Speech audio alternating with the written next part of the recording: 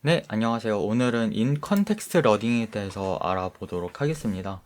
원래는 랭귀지 모델링으로 이제 부제를 하려고 했는데, 근데 랭귀지 모델링 사실은 뭐 방법에만 집중하면 좀 엔지니어링이 너무 심해지고, 그렇다고 너무 티어레티컬하게 가도 좀 애매해가지고, 차라리 이제 랭귀지 모델링으로 얻을 수 있는 효과에 한번 집중을 해보려고 했어요. 그러다 보니까 인 컨텍스트 러닝에 대해서 자연스럽게 네, 나오게 되던데, 예, 랭귀지 모델링은 워낙 유명하죠. LLM 이제 뭐 LLM에 이제 다 이제 집중을 하고 있으니까 자연스럽게 랭귀지 모델링도 되게 집중을 하는 이제 태스크가 됐는데, 이제 리터럴리하게 네, 다음에 올 토큰을 맞추는 겁니다.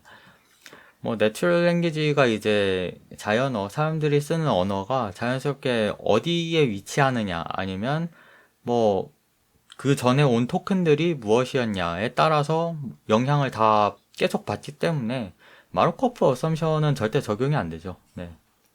그래서 뭐 probability 원래는 이렇게 되는데 이제 로그를 취하면 이렇게 썸메이션으로 바꿀 수 있죠. 그래서 컴퓨터에서도 잘 작동을 하는데, 뭐 이런 거 이제 오토 리그레시브 아니면 회귀 아니면 커정, 그러니까 뭐 인과관계적 뭐 그렇게 얘기도 하기도 하는데, 근데 커절은 저는 이런 표현을 별로 안 좋아하는 편이에요.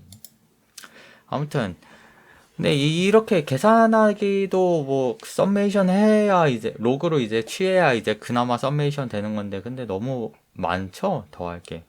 그리고 텍스트에 존재하는 의미는 항상 uncertain해요. 이제 완벽하게 아무리 컨텍스트를 갖춰줘도, 그러니까 아무리 이제 주변 맥락이 있고 해서 어떤 애매한 단어가 뭐 배 같은 이제 동음이어가 그래도 여전히 사람이 먹는 배인지 뭐 그 뭐야 바다 위에 있는 배인지 사람의 배인지 이런 것들을 이제 디스앰비게이션 한다 그러거든요. 그 사람들이 이제 뭐 이런 배 같은 동음이어를 이제 맥락에 따라서 이제 추론을 하잖아요.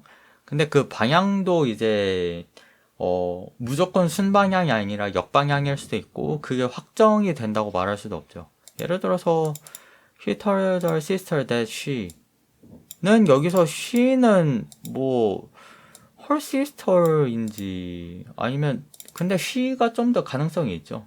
근데 won the lottery 하면 her sister일 수도 있잖아요. 그러니까 그 로터리의 어떤 her sister의 로터리를 봤는데 그 번호가 TV를 보다가 다 맞췄네, 원 이겼어 라고 할 가능성이 좀 더 높아지죠. 그러니까 she라는 거는 로터리가 옴에 따라서 이 앞에 있는 she를 이제 의미를 바꿀 수도 있다는 거죠. 근데 그게 또 확률적이란 거죠. 자, 이거 representation learning 때 얘기했었죠. 뭐 랭귀지 모델링 그쵸. 다 되게 엄청 유명해지고 되게 다양한 태스크를 할 수 있고, 뭐 인컨텍스트 러닝부터 시작해서 뭐 제너럴라이제이션도 잘 하고, 뭐 피드백에 따른 리인포스먼트 러닝도 잘 적용이 되죠. 뭐 다음에 올 토큰 예측하는 것뿐인데, 그 인스트럭션 튜닝 하는 거는 이제 배제를 하고 생각하시면 될 것 같아요. 그러니까 2020년 논문 때 굉장히 유명해진 게 이 인컨텍스트 러닝이라는 현상이 발생한다 이거였잖아요. 그냥 랭귀지 모델링을 하기만 해도 일반적으로 이게 다 범용적으로 성능을 향상시키는 거라 되게 신기했죠. 왜 인컨텍스트 러닝 이게 어떻게 되지? 그냥 다음에 올 토큰을 추론하기만 한 거잖아요. 그걸로만 학습이 됐는데. 그래서 일단은 제일 첫 번째 떠오르는 거를 얘기를 해볼게요. 랭귀지 모델링은 다음에 올 토큰을 추론하는 건데, 이그젬플은 사실은 다음에 올 뭔가 그런 이그젬플 같지가 않죠. 예를 들어서 인스트럭션 이런 걸 봅시다. 인스트럭션은 당연히 이제 뭐 알버트 아인슈타인은 젊은 어디서 뭐 다음에 올 사람이 어디서 태어났는지 맞추시오, 뭐 이렇게 하면 이제 이런 예시를 줄 수가 있겠죠. 근데 그 다음에 오는 예시는 딜리미터 이렇게 뭐 구분해주는 건 뭐 좋다고 쳐요. 근데 갑자기 마하트마 간디가 나올 확률이 글쎄요. 랭귀지 모델링 하면 그냥 저열만 답이 끝이고 뭐 예시 하나 정도 넣어줄 수 있네 가 끝인데 그 다음에 또 예시가 온다는 거는 자연스러운 언어 뭐 책을 볼 때 이럴 때 이제 자연스럽게 읽히는 거 그걸로 학습되진 그때 학습한 내용하고는 되게 다른 예시 같이 보이죠. 근데 이게 첫 번째에서 그 representation learning 첫 번째 그 강의에서도 언급했듯이 디스트리뷰션을 학습하는 거죠.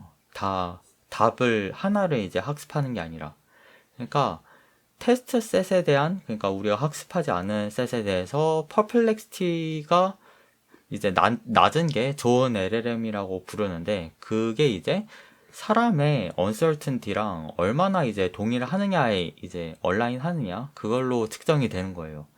그래서 책과 같이 이제 자연스러운 이제 어떤 플로우가 아니더라도 이 퍼플렉시티라는 기준이 적어도 사람의 uncertainty를 이제 측정하는 도구와 유사하다고 생각이 되면 뭐 사람의 능력 중에 하나 정도는 uncertainty를 예측하는 것 정도는 할 수 있다 라고 보는 거죠.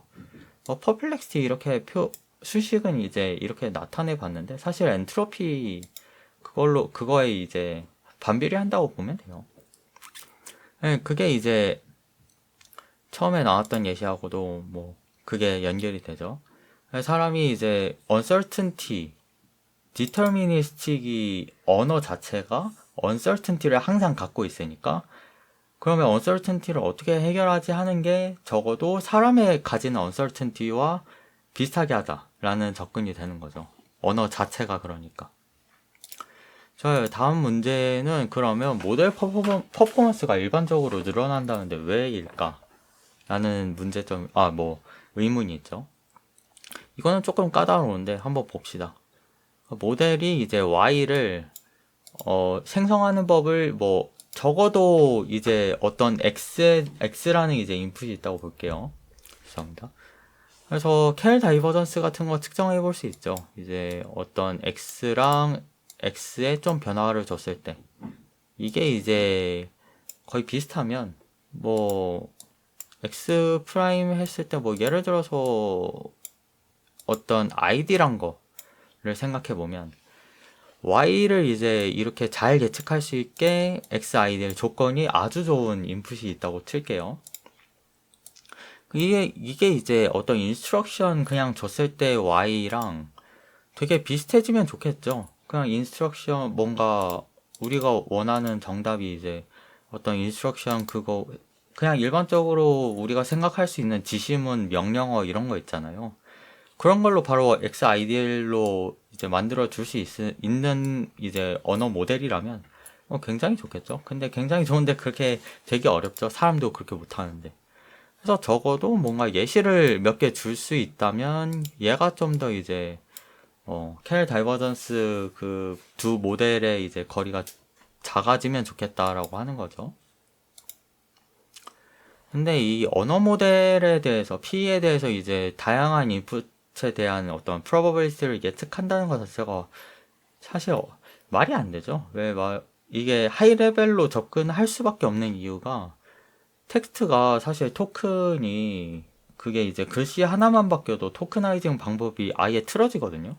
아예 틀어지면 얘네는 디스크리트한 어떤 이제 인베딩에서 고르는 거기 때문에 인풋이 아예 달라져요. 아예 달라지기 때문에 그거를 아예 달라지는 그것들이 인풋들이 너무너무 다양하게 무수하게 많이 존재할 수밖에 없으니까 하이 레벨로밖에 접근이 이제 어떤 인투이티브하게 설명하려고 하면 그렇게밖에 안 돼요. 근데 이거를 기가 막히게도 켈 다이버전스 어쩌고 해서 설명해 준 게 있습니다. 뭐냐 하면 해석이 이래요. 자, 어떤 X 인스트럭션에 대한 파라미터를 셀렉터로 보는 거예요. 그러면 이 입력에 대해서 P가 이제 조건에 따라 바뀌죠. 근데 얘가 대신에 어떤 파라미터를 골라주는 어떤 역할을 한다고 보면 아예 이렇게 바꿔버릴 수 있죠. X 인스트럭션에 대해서 세타를 이제 골라주고 그게 이제 probability 모델의 상태를 이제 만들어주는 걸로. 이제 뭐 그렇게 뭐 정밀하게 이제 딱 언어 모델의 동작 양상하고 똑같은 건 아닌데, 근데 이제 얘가 뭐 Y를 이제 출력하기 위해서 어느 이제 representation, 어느 토큰에 이제 집중해야 될지 계속 이제 어텐션을 통해서 이제 만들어내잖아요. 뭐 그런 거라고 보면 되겠습니다. 그러면 이제 이렇게 만든 거를 컨셉을 이제 컨셉이란다. 파라미터를 선택하는 걸로 이제 좀 추가를 해주면 이렇게도 볼 수 있죠. 뭐 단순하게 이거를 이제 뭐 분해서 그렇게 할 수도 있는데, 뭐 이렇게 이제 얘네가 어떤 파라미터를 골라준다 라는 개념에서는 뭐 이거를 빼는 게 맞는데, 근데 뭐 이거를 빼나 안 빼나 사실 비슷해요. 뭐 애초에 이제 그 접근법이란 게 그 파라미터를 골라준다라고 보는 접근법 자체가 아예 이제 뭐 하이 레벨에서 인투이티브하게 뭐 추상화를 한 거기 때문에 이걸 넣으나 안 넣으나 사실은 좀 애매하죠. 근데 수학적으로는 이렇게 해석을 할 수 있죠. 얘가 여기 들어가게 된다면 이제 이 파라미터가 골라질 확률을 이제 전환할 수 있죠. 그러면 이그제프 1이 들어갔든 2가 들어갔든 동일하게 적용이 되죠. 근데 이거 잘 보니까 우리가 진짜 원하는 거는 어떤 아이디얼한 인풋이 들어갔을 때 Y가 되게 잘 나올 것이다 라는 추측에서 온 건데, 얘도 똑같이 어떤 파라미터를, 되게 아이디얼한 파라미터를 골라주는 걸로 볼 수 있죠. 그러면 아이디얼한 파라미터를 골라줄 확률이 높은 게 어느 쪽일까요? 당연히 두 번째가 됩니다. 왜냐하면 인 컨텍스트 러닝 그 이그젬플이 많으면 많을수록 걔네들이 공유하는 피처가 더 많아지잖아요.